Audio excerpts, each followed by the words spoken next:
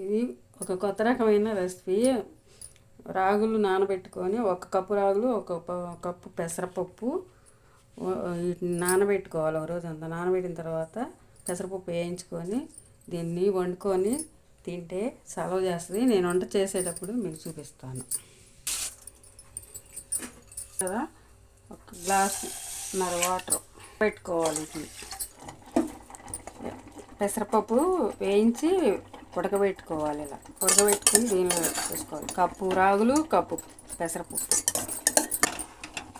దీంట్లో ఉప్పు సరిపడా ఉప్పు, ఇలా ఉడకబెట్టుకోవాలి. అలాగే నెయ్యి వేసుకోవాలి. నూనె కాదు, నెయ్యి అయితేనే బాగుంటుంది. మిరపకాయ, అల్లం తురుము వేసుకోవాలి. జీడిపప్పులు, మిరియాల పొడి, తర్వాత ఉల్లిపాయ ముక్కలు, కరివేపాకు,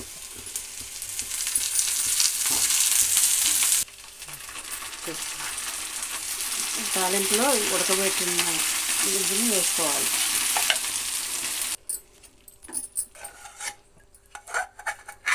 ఇది వేసవకాలం చేసుకొని తింటే చలవ చేస్తుంది.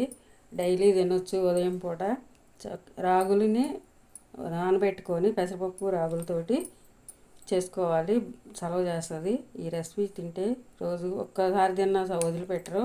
మీరు కూడా చేసుకొని తిని చూసి లైక్ చేయండి, షేర్ చేయండి, సబ్స్క్రైబ్ చేయండి. నిమ్మరసం పిండుకొని తినొచ్చు, మీ ఇష్టం అది.